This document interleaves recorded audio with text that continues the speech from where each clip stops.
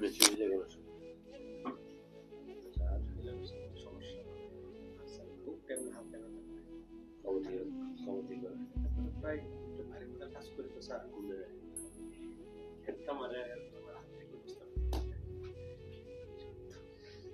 সব তোমার এটা কাজ করতে পরিশ্রমের কিন্তু হালাল হালাল আমরা কি হয় দুলা ভাই